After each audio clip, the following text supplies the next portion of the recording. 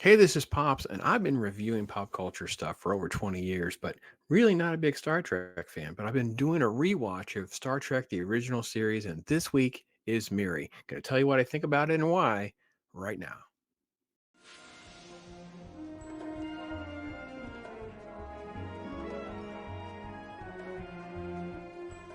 All right, yes, Star Trek, the rewatch series here on Pops is been a blast, and MIRI is the episode of the week. And yeah, the children are the villains was a little bit of a I really don't remember this kind of at all, and I have kind of an interesting experience watching it. I don't know if that's going to be the norm or not, so stay tuned and see what aligns with your opinion.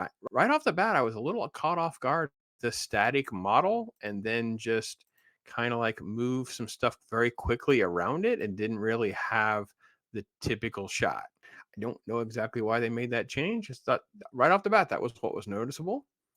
And we get to basically a distress call coming from a remote planet, and the planet, for all practical purposes, appears to be Earth. Now, makes no sense, but immediately I thought to myself, I don't really remember multiverse concepts in Star Trek at this point. So it's really kind of cool that they sort of like had some of these like fledgling ideas even back then. I didn't really know. Even watching the episode, I'm not sure that ever really gets explained here. So I don't know. You guys will let me know. Obviously, many of you are following along with me, and I appreciate that. Giving me. I don't really look up too much. There's one thing I looked up in this episode, which I don't normally do, but you'll have to forgive me because it was driving me crazy. So that's how it starts. A little bit of a discussion that's basically Earth.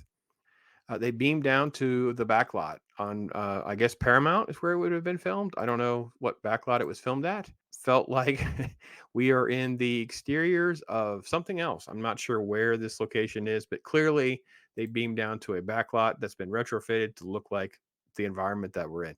It was really kind of funny. I actually was sort of distracted by some of the early scenes of what am I looking at here? Like they pulled in different vehicles. They kind of just dirtied up the place with different props and things like that. So I don't know what signs I'm supposed to know or recognize. And once the light comes on, I'm sure that it'll be like, oh, so obvious. Anyway, long story short, they kind of go through some of their general assessment before they run across this tricycle. And Dr. McCoy's messing with it before he kind of gets attacked by basically this, I guess, humanoid. I don't know quite at this point.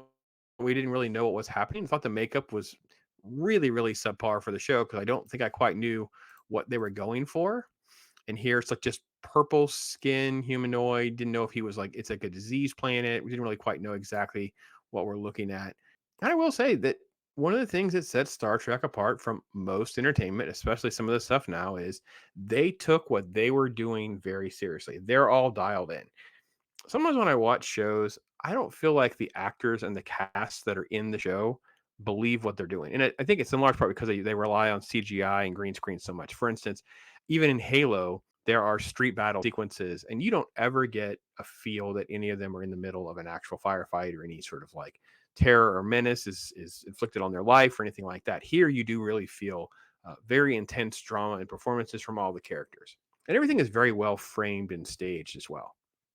So the story moves pretty slowly at first, sort of like them unpacking the fact that there are obviously some sort of children around. There's this na na na na na song they sing when you can't catch them, and they eventually run into MIRI, and then Spock and the red shirts go looking for more, and then you have MIRI. Now, here's where I had to cheat. It drove me crazy, guys. I'm sorry. I was from the get go. I'm like, I know who this actress is, and I couldn't place it. And then like 20 minutes in, I'm like, I have to just look. I don't normally look. I enjoy the first draw. I had to look. It's Kim Darby from True Grit. I knew her for something. I don't know what else she's been in. I just saw True Grit. I'm like, oh, that's where she's from. That's what I know. Back to the show. And that's what I did. So she is really, really good in this. She really plays a broad range of emotions for a child actor. And I was very, very impressed by that. I thought this was probably one of the high points of the episode was her performance. Is that this is the children, they throw rocks, and then and sort of like this casual flirting, but not weird from Kirk from the girl towards him. And basically they're unpacking what has been going on here, and we're in this planet where some sort of human experimentation is taking place with life expectancy, sort of a Ponce de Leon fountain of youth type experimentation. Let's do some experiments, and all we have are these kids teens is the highest, the oldest any of them are. The records show this was going on like 300 years ago. So how is any of this possible? And then, of course, they unpack this more and more and more as the episode goes on. We move ahead a little bit, and you get a little bit of that, beaming down equipment for Dr. McCoy to do some research. And you can see here's the infection breaking out on his hand. So at this point, Kirk's got they're all getting it. The adults are all getting affected. I will say the other thing I did enjoy too was the use of language. Instead of using the term grown up, she just calls them grups, things like that. And then, of course, they're all sort of like trying to figure out what's going on, communicating backward to the Enterprise, going through data, punching in recordings, those kinds of things. And Spock, who is not affected, and then they kind of like don't really know. And I'm really kind of always wondered at this point in the episode, why have they not done more Vulcan research to understand what some of the differences are? And I just think that the show itself has sort of like building the mythology as they go. There's so much of this was filmed in a certain order versus how it was released, and unpacking the Vulcans and what Spock's backstory is and some of the different things is kind of coming along as they go. But it's all done very, very well. And then we get a couple of random shots of the adults, and then we get Herman. Yeah, Herman from Scrooged. I had to look up his name after the fact. I finished the episode before I looked up Michael Pollard. He's been in a couple other things that I've seen for sure, but he was Herman from Scrooge. That's what I knew him from for sure. He had a small, pretty good role, I think, in Bonnie and Clyde, but I haven't watched Bonnie and Clyde for a long, long time. So I may have that mixed up with something else. But he was fine. He's too old to be the character that he's playing. Like he's supposed to be like the oldest of the teens. He actually just looks like he could drink. I mean, he just looks too old. He was fine. He's smarmy enough to kind of play up sort of like this Lost Boys, Lord of the Flies sort of like control of things, and they're going to kind of uh, figure out how to attack everyone. You can see one of the oldest girls here. She's become infected, and then they die rather quickly. And basically, they've kind of figured out this virus on this planet, this outbreak that they have, this communicable disease that basically, once it affects the grown up, they age so rapidly, it just kills them. The plot twist here, which I think is very interesting because they had to come up with a reason to extend the episode. And what they do is they create a distraction so Michael Pollard, Herman can break in, steal the communicators that he saw them using, and then it kind of twists and turns a little bit more with her because she's so pretty, and yet she's starting to get the infection. She's crying, weepy-eyed to Kirk.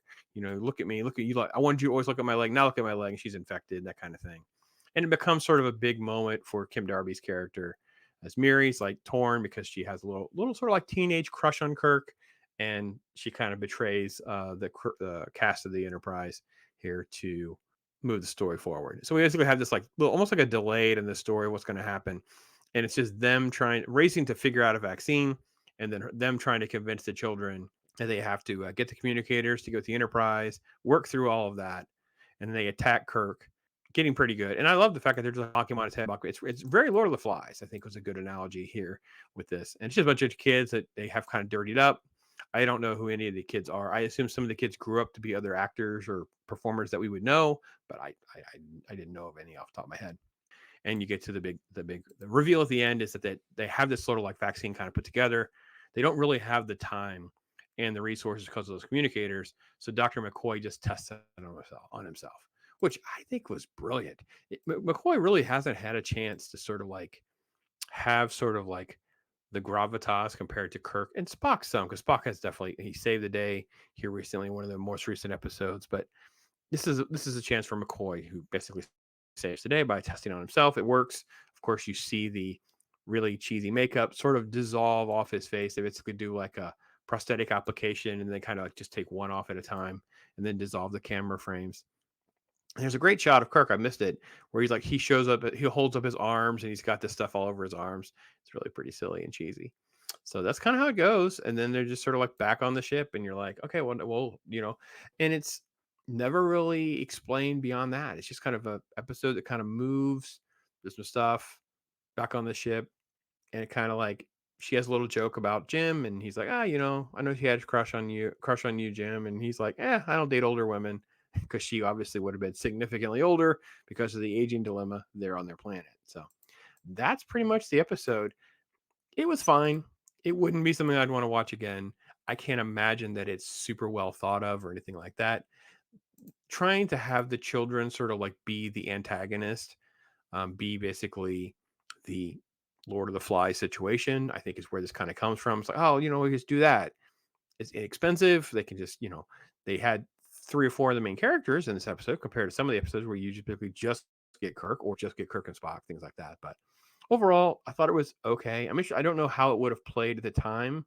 We're all weird during the 60s about, kids' minds and whether entertainment and things like that were poisoning their minds. That's how we ended up with the comic book code and things like that. But it's a fine episode. It's again, it's all satisfactory stuff. It's nothing I think that blows my mind or really makes me think too much about it. And obviously, doing stuff like this in the '60s on a budget is still very impressive. And I think that's one of the things I do enjoy a lot. So that's my take on it. I don't know what you guys think, but I appreciate you hearing from you and your thoughts. Take care, everybody. I'm Pops.